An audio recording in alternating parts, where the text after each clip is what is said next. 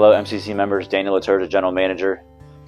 Over the last several weeks, we've obviously put out a lot of information. We had our town hall meeting. One of the main questions we continue to receive is the makeup of our kitchens. And we would like to spend some time with y'all today with Chef Gary to go through a lot of the logistical challenges that we have, inadequate space that we face, and even though this is a little bit lengthier than some of our videos, we're going to turn it over to Chef Gary and take a back of the house tour. I hope you all enjoy.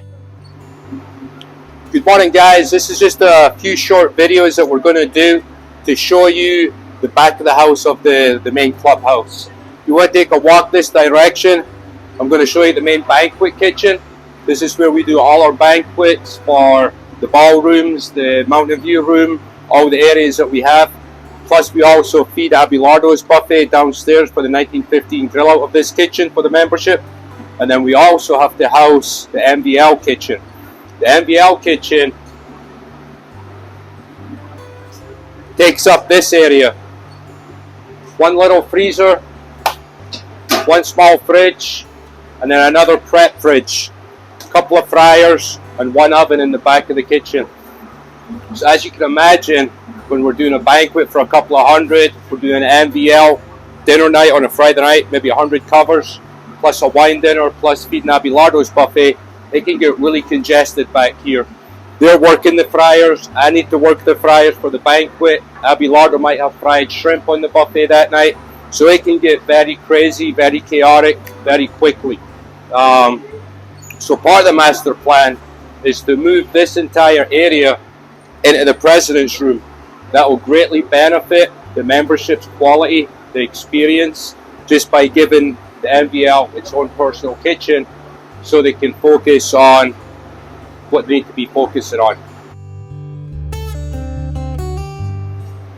This is our main prep space for basically the entire clubhouse.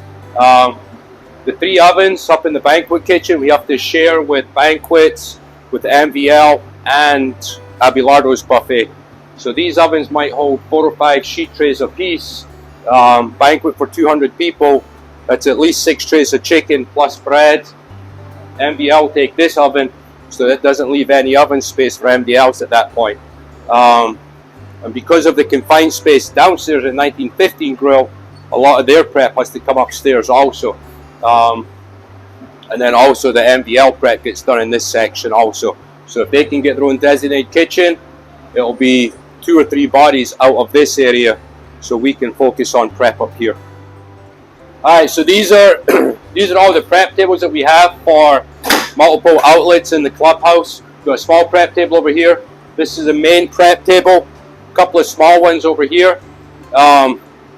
So it can get confined. Once you get 4 guys from the downstairs kitchen, 2 guys from the MVL kitchen, plus me, Darren, a couple of banquet guys up here, we're rubbing shoulders pretty closely on a daily basis.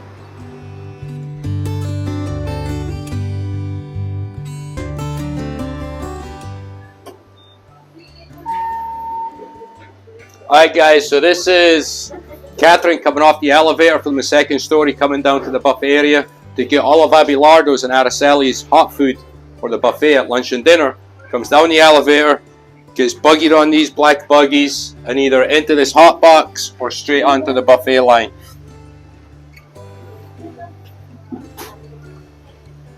This is another point of concern that needs to be revamped.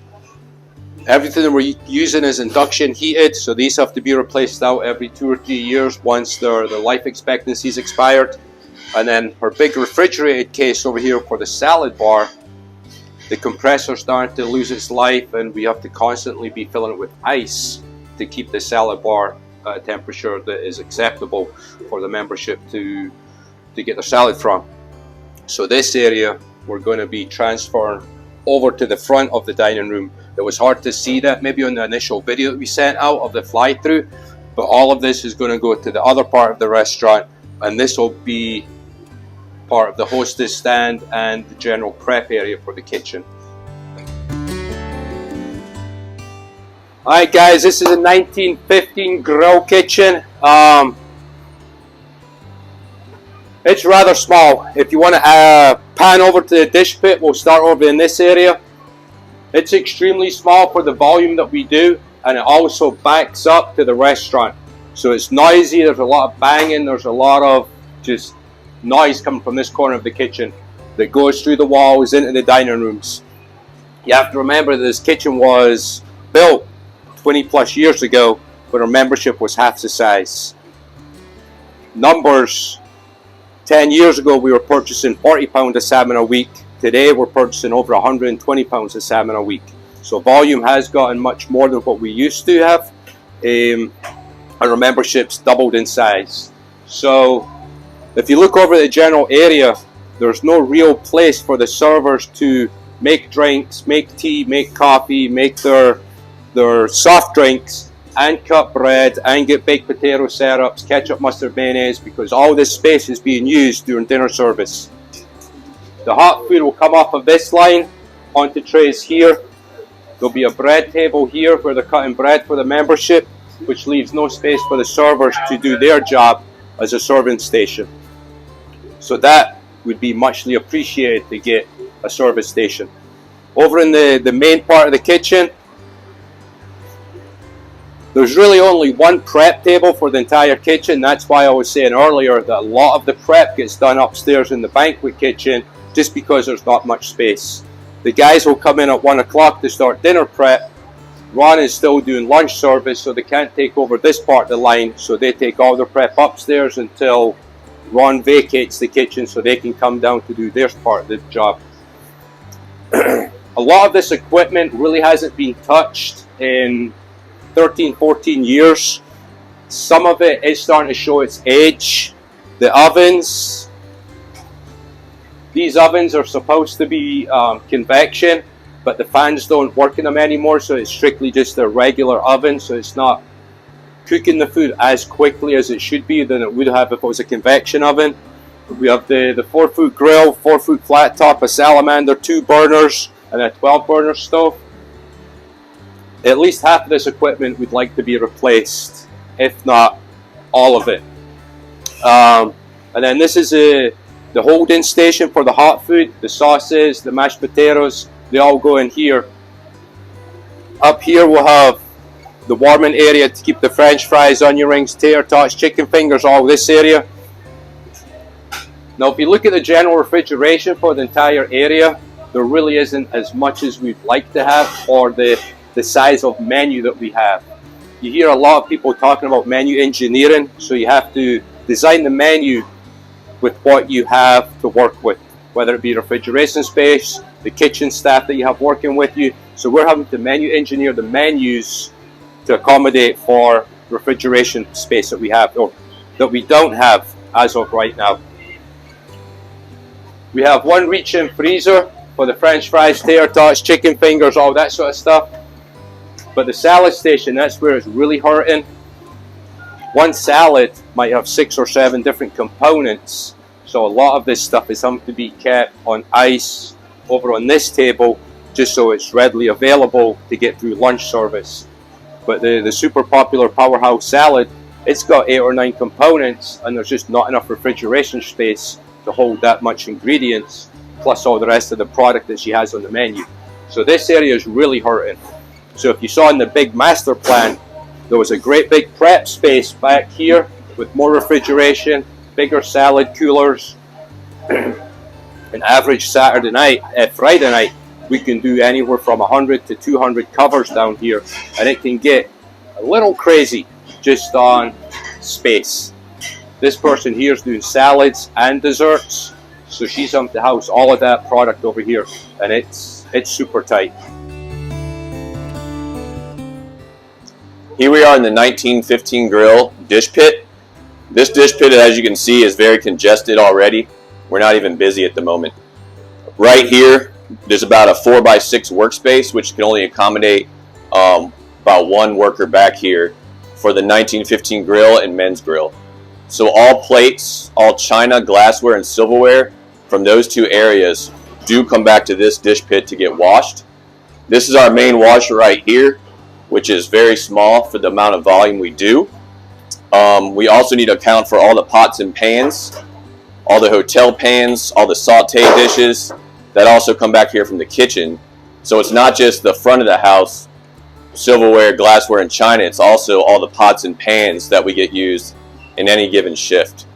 I would estimate over 1,000 pieces of glassware, silverware, and china come through here daily, and that's not even accounting all the kitchen equipment that also gets washed back here. So as I said, main dish pit for the men's grill and 1915 grill. And on days when we have large events like Easter, it's even more congested when we're serving up to 800 members. As you can see, guys, the kitchen needs to be updated. But the big point is, you follow me right here? This kitchen is landlocked, meaning there's nowhere to go to. When it was built in the center of the clubhouse. So the only place to move to is that direction, which means taking up space in the restaurant, which means taking up space in the patio, so extending the patio. So with this big hallway right here, the elevators to the second story, the laundry room, the ice machines, the employee break room, there's no place to physically move this direction, so we're going to have to push that direction. Alright guys, this is the final part of the video. This is a turn kitchen. As Catherine does a panorama video of what we are seeing right now, it's pretty bad. It really needs to be double the size. It needs to be gas. Everything that we're cooking on down here, we're using electricity because we don't have an extraction hood. If we can get a gas line down here, we can get a four burner stove down here with a convection oven. A proper, like you saw in the other kitchen, maybe a 3-foot grill so we can do burgers, we can do hot dog burgers, we can do all kinds of stuff out of that thing. But the main point is refrigeration right now. This is all we have, so we're going to touch base back on the menu engineering. Because of this is all the space we have, and one stove which is electric, we have to really be cautious on what we put on the menu down here. We have 2 panini presses and a soup warmer / bacon warmer. So imagine poor Jonathan getting 6 breakfast items, all different people wanting different eggs, different omelets, different scrambled or fried, coming from one burner. It can get very chaotic very quickly. And then the general storage that we have, there pretty much isn't any. And then we're also sharing this beverage cooler with Andres and Eric to house some eggs and some backup fruit and stuff like that. But this space needs to be at least double the size. What we're proposing is to where that concrete archway is, that's where we'd like to see the kitchen go to. So it's basically double the size. It would be a much better experience for the membership, and the food would be 10 times, 20 times better and more variety than what you're getting today.